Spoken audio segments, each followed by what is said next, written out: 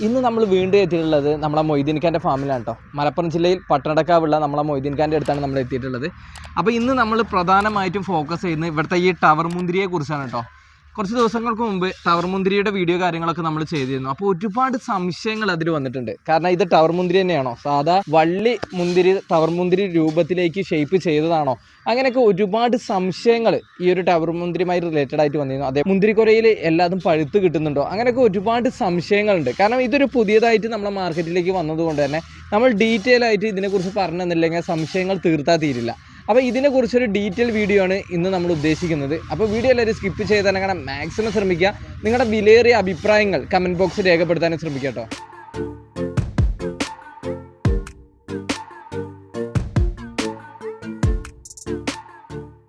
ഞാൻ മൊയ്തീൻ പടിഞ്ഞാറേവളപ്പിൽ. ഞങ്ങളുടെ സ്ഥലം മലപ്പുറം ജില്ലയിൽ തിരുനാവായ പഞ്ചായത്തിൽ പട്ടണനടക്കാവ് എന്ന സ്ഥലത്താണ് ഞങ്ങളുടെ വീട്. എല്ലാവരും ചോദിക്കാറുണ്ട്, നിങ്ങൾ വീഡിയോയിൽ സ്ഥലം പറഞ്ഞില്ല എന്ന് പറഞ്ഞു. എല്ലാ വീഡിയോയിലും ഞങ്ങൾ സ്ഥലം പറയുന്നുണ്ട്, പക്ഷേ വീഡിയോ മുഴുവനായും കാണുന്നവർക്കേ അത് അറിയാൻ കഴിയുള്ളൂ. വീഡിയോ സ്കിപ്പ് ചെയ്യാതെ കാണുക, എന്നാലേ സ്ഥലം അതിൽ പറഞ്ഞിട്ടുണ്ട്, എല്ലാ കാര്യങ്ങളും വിശദമായിട്ട് പറഞ്ഞിട്ടുണ്ട്. ഇന്ന് ഞങ്ങൾ വന്നിട്ടുള്ളത് ഇത് ഒരു മുന്തിരിയെക്കുറിച്ചാണ്. ടവർ മുന്തിരി, അതായത് ഇത് ടവർ രൂപത്തിലും ഇത് ഉണ്ടാക്കി കൊടുത്താൽ ഇത് കായ്ക്കും. മാത്രമല്ല പന്തലിലും കായ്ക്കും. പന്തലിൻ്റെ ആവശ്യമില്ല, നിർബന്ധമായും പന്തലിൻ്റെ ആവശ്യമില്ല ഈ മുന്തിരി കായ്ക്കാൻ. പിന്നെ ഈ മുന്തിരിയെക്കുറിച്ച് പറയുകയാണെങ്കിൽ നല്ല മധുരമുള്ള, കടും മധുരമുള്ള ഒരു മുന്തിരിയാണിത്. ജ്യൂസ് അടിക്കാനും ഇങ്ങനെ കഴിക്കാനും ഒക്കെ പറ്റുന്ന മുന്തിരിയാണ്. ഇതിൻ്റെ പ്രത്യേകത, ഇത് പഴുത്ത് കഴിഞ്ഞാൽ ഒന്നിച്ച് പഴുക്കും, എല്ലാം നല്ലപോലെ പഴുത്ത് കിട്ടും. ചിലത് പഴുക്കാതെയും ചിലത് പഴുത്തിട്ടും അല്ല കിട്ടുന്നത്. അതിന് ഉദാഹരണമാണ് ഇതാ ഈ മുന്തിരിക്കൊല ഒന്നായിട്ട് നല്ല പഴുത്തിരിക്കുന്നു, ഒരു പച്ച പോലും ഇതിമില്ല, മൊത്തമായിട്ട് പഴുത്തിട്ടുണ്ട്. ഏതോ ഒരു ചാനലിൽ ഞാൻ പറഞ്ഞത് കേട്ട് ഈ ടവർ മുന്തിരി ആരും വാങ്ങണ്ട, അത് മുഴുവനായും പഴുക്കൂല, അത് ചിലതൊക്കെ പഴുക്കുള്ളൂ, ചിലത് കുറേ കഴിഞ്ഞിട്ടേ പഴുക്കുള്ളൂ. അങ്ങനെ ഉണ്ടെങ്കിൽ ഇത് ഇങ്ങനെയല്ലല്ല കാണേണ്ടത്. കാരണം ഇതിൽ മൊത്തം പഴുത്തിട്ടാണ് കാണുന്നത്, നല്ല മധുരമുണ്ട്.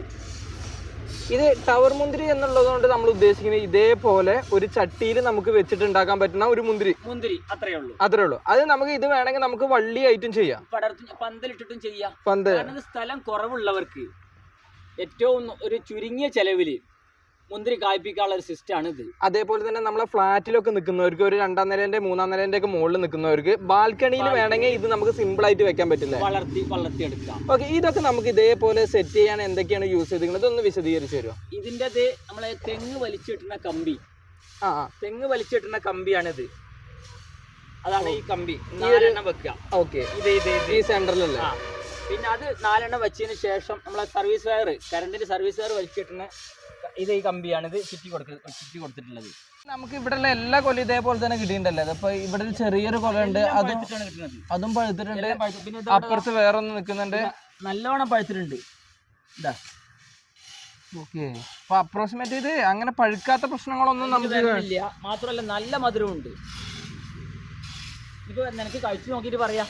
ഓക്കെ, നമുക്ക് ജസ്റ്റ് ഒന്ന് കഴിച്ചു നോക്കാം. ഇത് നമുക്ക് ഇതേപോലെ നിർത്തണം എന്നുണ്ടെങ്കിലേ നമുക്ക് വളപ്രയോഗവും കാര്യങ്ങളൊക്കെ ഒന്ന് വിശദീകരിച്ച് വേണം. അതായത് ഇതിന് കൂടുതലായിട്ടും വേണ്ടത്, മുന്തിരിക്ക് വേണ്ടത് ചാണകപ്പൊടി, എല്ലുപൊടി, വേപ്പും പിണ്ണാക്ക്, കടലപ്പിണ്ണാക്ക്, പിന്നെ 18-18 NPK മിക്സർ വളം നിർബന്ധമായും കൊടുക്കണം. 18-18 NPK മിക്സഡ് വളം. അത് ഇത് മുന്തിരി കായ്ക്കാൻ വേണ്ടിയിട്ട് യൂസ്ഫുൾ ആണല്ലോ. കായ്ക്കാൻ വേണ്ടി മറ്റുള്ള ഫ്രൂട്ട്സുകളെല്ലാം കായ്ക്കാനും കൊടുക്കുന്നത് നല്ലതാണ്. ഓക്കെ. അത് ഓരോ മാസത്തിൽ 1.5 മാസം 2 മാസം കൂടുമ്പോൾ ഒരു ടീസ്പൂണ്, ഒരു ചട്ടി ഇത്ര വലിപ്പമുള്ള 20 ഇഞ്ചിൻ്റെ ചട്ടിയാണെങ്കിൽ 1 ടീസ്പൂണ്, അതിലേറെ ഇടരുത്. ഒറ്റ ടീസ്പൂൺ മാത്രമേ ഇടാൻ പാടുള്ളൂ, ഇതിൽ കൂടുതൽ ഇട്ടാൽ കരിഞ്ഞു പോകും. ഓക്കെ. നമ്മൾ ഈ വളം ഉപയോഗിക്കുന്ന സമയത്ത് ഇതിന്റെ വെള്ളത്തിന്റെ അളവ് എങ്ങനെയാണ് നമ്മൾ ചെയ്യേണ്ടത്? അതായത് വെള്ളം നമ്മൾ കൂടുതൽ കൊടുക്കുക അല്ലെങ്കിൽ കൺട്രോൾ ചെയ്ത് കൊടുക്കുക, അങ്ങനെ ചെയ്യണോ?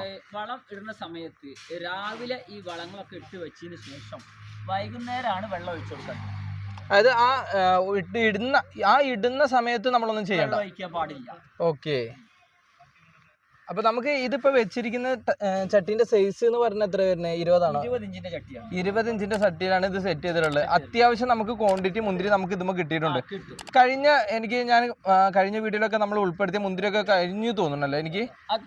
കഴിഞ്ഞതാണ്. ഇത് 2ാമത് ആയതാണല്ലേ? ഓക്കെ, ഇതിന്റെയൊക്കെ തൈകൾ നമ്മൾ എങ്ങനെ സെയിൽ ചെയ്യാൻ പറ്റുമോ? നമുക്ക് ഇവിടെ നിന്നുണ്ടോ? അത്യാവശ്യമൊക്കെ ഉണ്ട്, കൂടുതലായിട്ടില്ല. ഓക്കെ, ഇതിപ്പോ നമ്മുടെ മാർക്കറ്റിൽ പുതിയത് വന്നതാണോ? അത് അല്ല, മുമ്പേ ഉണ്ട്, ആളുകൾ അറിയപ്പെടാതെ കിടക്കുകയാണെന്ന് മാത്രമേ ഉള്ളൂ. ഇതിപ്പോ ഓരോ കർഷകരും ഓരോ ഫ്രൂട്ട്സിനെ പറ്റിയും ഓരോ കർഷകരും പരിചയപ്പെടുത്തുമ്പോഴേ നമ്മൾ അതിനെപ്പറ്റി അറിയുന്നുള്ളൂ. ഇത് മാർക്കറ്റിലെ പഴയ ഐറ്റം തന്നെയാണ്. പഴയ ഐറ്റം തന്നെയാണ്. പക്ഷെ ഇത് ടവർ ആവശ്യമില്ല എന്നുള്ളത്, അത് ടവറിൽ വളർത്തി കായ്പിച്ച് നോക്കുമ്പോഴേ നമ്മൾ എന്തിനെ പറ്റി അറിയുള്ളൂ. ഓക്കെ, അല്ലാതെ നമ്മൾ ഒന്നും നോക്കാതെ, ഒന്നും പരിചയമില്ലാതെ അതല്ല ഇതല്ല എന്ന് പറഞ്ഞുകൊണ്ട് കാര്യമില്ല. ഇത് നമ്മൾ ടവർ ആക്കിയിട്ട് സെറ്റ് ചെയ്യാം. പക്ഷേ നമ്മൾ സാധാ വള്ളിമ വളർത്തുന്ന മുന്തിരില്ലേ, അത് നമുക്ക് ഈ ടവറിലേക്ക് കൊണ്ടുവരാൻ പറ്റുമോ? ഈ ടവർ മുന്തിരി പന്തലിൽ കായ്ക്കുന്ന മുന്തിരി ടവറിൽ കായ്ക്കില്ല, കിട്ടൂല. ഇല്ല. പക്ഷെ ടവറിൽ കായ്ക്കുന്നത് വള്ളിയിൽ പന്തലിലും കായ്ക്കും. അതാണ് ഞാൻ ആദ്യം തന്നെ വീണ്ടും ഞാൻ മുമ്പും പറഞ്ഞിട്ടുണ്ട്, ഞങ്ങളിവിടെ ചെയ്യുന്ന വീഡിയോകൾ ഓരോ യൂട്യൂബ് ചാനലുകാരും വരുമ്പോൾ ഞങ്ങൾ പറയുന്നത്, ഞങ്ങളുടെ വീട്ടിൽ വളർത്തി ഉണ്ടാക്കി അതിനെ കായ്പിച്ചെടുത്ത് അതിൻ്റെ ടേസ്റ്റാണ്, അതിൻ്റെ കാര്യങ്ങളാണ് ഞങ്ങൾ പറയുന്നത്. മറ്റുള്ളവരെ വീട്ടിലേതോ അല്ലെങ്കിൽ മറ്റുള്ള സ്ഥലത്ത് പോയിട്ടോ അതൊന്നുമല്ല ഞങ്ങളിവിടെ പറയുന്നത്. ഞങ്ങളെ വീട്ടിൽ ഞങ്ങൾ തൈകൾ കൊടുന്ന്, അതിന് ജനുവനായ തൈകൾ കൊടുന്ന് വളർത്തി ഉണ്ടാക്കി കായ്ച്ചതിന് ശേഷമാണ് ഇതിൻ്റെ റിവ്യൂ കൊടുക്കുന്നത്. ഈ ഒരു തൈയൊക്കെ നമുക്കിപ്പോൾ അത്യാവശ്യം ഗ്രോത്ത് കാണാനുണ്ട്, അത്യാവശ്യം സൈസ് ഉണ്ട്. ഇപ്പോൾ മൊയ്തീനൊക്കെ നിൽക്കുമ്പോൾ മൊയ്തീനൊക്കെ തന്നെ ഹൈറ്റിലേക്ക് വരുന്നുണ്ട്. അപ്പോൾ ഈ ഒരു തൈ നമ്മൾ സെറ്റ് ചെയ്തിട്ട് ഇപ്പോൾ എത്ര വർഷമായിട്ടുണ്ട്? ഏകദേശം 1 വർഷമായി. 1 വർഷത്തിൻ്റെ അടുത്തായിട്ടുണ്ടല്ലേ? 1 വർഷമായി. ഓക്കെ, ഇത് സീസണബിൾ ആണോ ഈ മുന്തിരി ഇപ്പോൾ വരുന്നത്? സീസണാണ് വരുന്നത്. ഇപ്പോൾ ഇതാണ് അതിൻ്റെ ഒരു സീസൺ നടന്നുകൊണ്ടിരിക്കുന്നത്. ഇനി അടുത്തത് കഴിഞ്ഞാൽ ഇനി മഴ പെയ്ത് മഴ കഴിഞ്ഞതിന് ശേഷം പ്രൂൺ ചെയ്താലാണ് വീണ്ടും കായ്ക്കുക. ഓക്കെ, ഇത് നമ്മൾ പ്രൂൺ ചെയ്യണം. അതായത് മറ്റേ മുന്തിരി പോകുന്ന പോലെ തന്നെ വള്ളീൻ്റെ തലപ്പത്ത് നമ്മൾ പ്രൂൺ ചെയ്യണം. എന്നാൽ മാത്രമാണ് ഇത് അടുത്ത റിസൾട്ടിലേക്ക് എത്തുള്ളൂ. പിന്നെ ഈ പ്രൂൺ ചെയ്യണ അന്ന് തന്നെ വളങ്ങളും ചേർക്കും. ഈ പ്രൂൺ ചെയ്യുമ്പോൾ നമ്മൾ എന്തെങ്കിലും ശ്രദ്ധിക്കാനുണ്ടോ? അതായത് നമ്മളെ ഈ സാഫ് പോലെയുള്ള എന്തെങ്കിലും യൂസ് ചെയ്യണോ? അത് നമ്മൾ വർഷകാലത്താണ് പ്രൂൺ ചെയ്യുന്നുണ്ടെങ്കിൽ സാഫ് മതി. വേനൽക്കാലത്ത് ഒന്നും കൊടുക്കണ്ട, ഒന്നും ജസ്റ്റ് ഒന്ന് കട്ട് ചെയ്യുക, അടിയിലൊന്ന് വളം കൊടുക്കുക. വളങ്ങൾ ചെയ്ത്, അതായത് ജസ്റ്റ് കട്ട് ചെയ്തിട്ട് വളം ചെയ്ത് കൊടുക്കുക. വർഷകാലത്താണ്. ഓക്കെ ഓക്കെ, അപ്പൊ ആ ഒരു കാര്യം ശ്രദ്ധിക്കുക. ഫംഗിസൈഡ് കൊടുക്കേണ്ടത് വർഷകാലത്താണ്. വേനലിക്ക് ഒരു ഫംഗിസൈഡ് ഉപയോഗിക്കേണ്ട, വളങ്ങൾ മാത്രം കൊടുക്കുക. അത് മാത്രം കൊടുത്താൽ തന്നെ സംഭവം സെറ്റാണ്. ഓക്കെ, അത് എതിരിന്ന് മാത്രമല്ല, നമ്മള് പിന്നെ മാവുകള്, റംബുട്ടാനുകള് എല്ലാം വേനൽക്ക് പ്രൂൺ ചെയ്യുകയാണെങ്കിൽ അത് ഒരു ഫംഗിസൈഡ് ഉപയോഗിക്കണ്ട. ഓക്കെ, ഇത് നമുക്ക് ഇതേപോലെ ഇപ്പോൾ ഒരു വീട് താമസക്കാരൊക്കെ മൊയ്തീൻകാരോട് പറയണം, ഇതേപോലെ ഞങ്ങൾക്കൊന്ന് സെറ്റ് ചെയ്തൊരു പറഞ്ഞിട്ടുണ്ടെങ്കിൽ സാധനം കൊടുക്കാണ്ട്. അപ്പോൾ സെറ്റ് ചെയ്ത് വെച്ചത് കാഴ്ച തന്നെ ഉണ്ട്, കൊടുക്കാം. സാധനം അത്യാവശ്യം ഉണ്ടാവും, കൂടുതലൊന്നുമില്ല, 1-2 പീസുകളുണ്ട്. അത്യാവശ്യം റേറ്റ് ഒന്നും പറയുന്നില്ല കേട്ടോ. കാരണം റേറ്റ് എന്താ ഇതിനൊക്കെ നമ്മൾ പറയാത്തത്? ഓരോ സമയത്ത് ഓരോ റേറ്റ് ആണ്, അതുകൊണ്ടാണ് റേറ്റ് പറയാത്തത്. റേറ്റ് പറയുന്നില്ല. അത് മാത്രമല്ല, ഇതിപ്പോൾ ഡിമാൻഡിനനുസരിച്ച് റേറ്റ് അങ്ങോട്ടും ഇങ്ങോട്ടൊക്കെ മാറും. ഇപ്പോൾ ഈ ഒരു വീഡിയോ പറഞ്ഞിട്ടുണ്ടെങ്കിൽ നമ്മൾ ആജീവനാന്തം ഇടുന്നതാണ്. അതുകൊണ്ട് തന്നെ നമ്മളിപ്പോൾ ഒരു ടൈം കഴിഞ്ഞ് ഡിലീറ്റ് ചെയ്യുന്നൊന്നുമില്ല. അപ്പോൾ അതുകൊണ്ട് തന്നെ റേറ്റും കാര്യങ്ങളും സ്പോട്ടിൽ അറിയാൻ ഈ ഒരു ഡിസ്പ്ലേയിൽ കാണുന്ന മൊയ്തീൻഖാൻ്റെ നമ്പറുമായിട്ട് കോൺടാക്ട് ചെയ്യുക. നമുക്ക് ജസ്റ്റ് ഒന്ന് മുന്തിരി കഴിച്ചിട്ട് ഇതിൻ്റെ സീഡ് എന്താ അവസ്ഥ, അതേപോലെ തന്നെ എങ്ങനെയുണ്ട് ഇതെന്നൊക്കെ നമുക്ക് ജസ്റ്റ് ഒന്ന് ചെക്ക് ചെയ്യാം കേട്ടോ. കുറച്ചുകൂടി പഴുത്ത് ഇതാണ് തോന്നണല്ലേ? ഓക്കെ, ഇതിൽ നമുക്ക് പഴുത്തിട്ടുണ്ട്, നല്ല പഴുത്തുണ്ട്. ജസ്റ്റ് നമ്മൾ കൊല എടുക്കുമ്പോൾ തന്നെ ചാടുന്നുണ്ട്. ഇതൊന്ന് എടുക്കുന്നുണ്ട്, ജസ്റ്റ് നമുക്കിതൊന്ന് കഴിച്ചു നോക്കാം കേട്ടോ. ഇതുണ്ടല്ലേ, ഇത് നമ്മളെ ഈ ഒരു പൊടി എന്താ സംഭവം? അത് മുന്തിരിക്ക് ഉണ്ടാവുന്ന ഒരു പൗഡർ മോഡൽ ഉണ്ടാവുന്നതാണ്. പൗഡർ പൊതുവെ ഉണ്ടാവുന്നതാണല്ലേ? മരുന്നൊന്നും ഞങ്ങൾ അടിച്ചിട്ടില്ല, അതുകൊണ്ട് മരുന്നടിച്ച പൗഡർ അല്ല. അപ്പൊ അതുകൊണ്ട് തന്നെ നമുക്ക് ഡയറക്റ്റ് ആയിട്ട് കഴിക്കാം.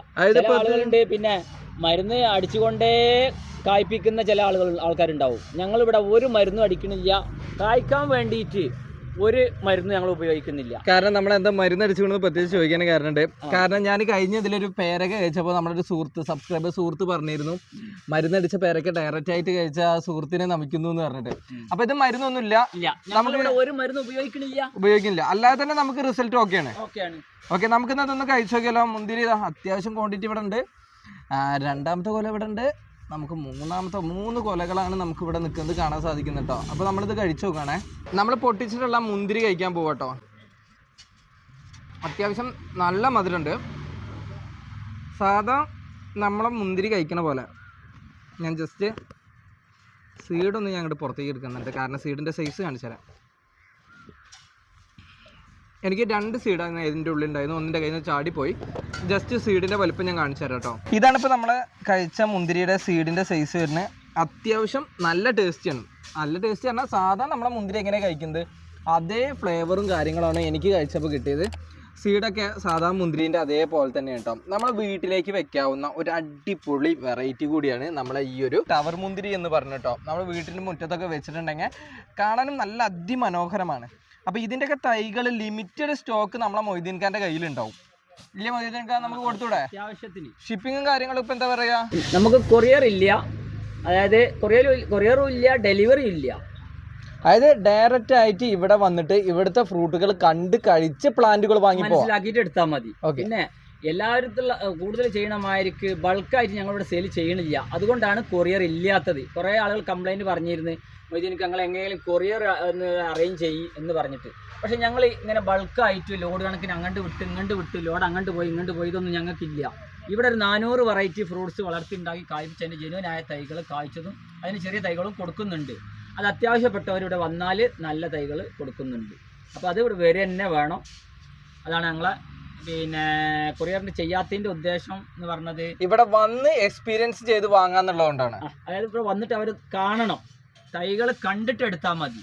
പിന്നെ നമ്മൾ പറഞ്ഞിട്ട് എടുക്കണ്ട, അവർ വന്ന് കണ്ടിട്ട് കഴിച്ച് നോക്കിയിട്ട് ഉള്ള ഫ്രൂട്ട്സിൻ്റെത് കഴിച്ച് നോക്കിയിട്ട് അവരെടുത്താൽ മതി. അങ്ങനെയാണ് ഇപ്പോൾ ഇവിടെ കൊണ്ടുപോകുന്നത്. അതായത് ഇവിടെ മൊയ്തീൻ ഖാൻ്റെ ഈ ഒരു ഫാമിൽ പറഞ്ഞിട്ടുണ്ടെങ്കിൽ നിങ്ങൾ വന്നിട്ടുണ്ടെങ്കിൽ ഏതാണ്ട് ഒരു 80-85% ഫ്രൂട്ടുകൾ ഇതേപോലെ കായ്ച്ച് നിൽക്കുന്നുണ്ടാവും.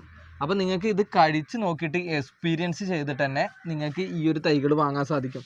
അങ്ങനെ വൈറ്റ് ഞാവലാണിത്. ഇത് വൈറ്റ് ഞാവലാണ് ഏറ്റവും ടേസ്റ്റ് എന്ന് പറഞ്ഞാൽ. ഇതിനിപ്പോൾ കായ് ഞാൻ പൊട്ടിച്ച് തരാം. ഇതുകൊണ്ട് പഴുത്ത് നിൽക്കുന്നത് ഇതാ. ഇതൊന്ന് ഇതിന്റെ വലിപ്പം നോക്കുന്ന കൈക്ക് വൈറ്റ് ഞാവലുണ്ടോ. അപ്പൊ അടുത്തൊരു ഫ്രൂട്ട് ഇവിടെ റെഡിയാണ്, കടും മധുരമാണ്. അപ്പോൾ ഈ വൈറ്റ് ചാവലിനെ കുറിച്ചിട്ടൊക്കെ ഡീറ്റെയിൽ ആയിട്ടുള്ള ഒരു വീഡിയോ നമ്മളെ ചാനലിൽ തന്നെ അടുത്തായിട്ട് വരുന്നുണ്ട്. അപ്പോൾ ഇന്നത്തെ ഈ ഒരു വീഡിയോ നമ്മളിവിടെ വൈൻഡിങ് അപ്പ് ചെയ്യാണ്. പുതിയൊരു ദിവസം പുതിയൊരു വീഡിയോയുമായി കാണാം.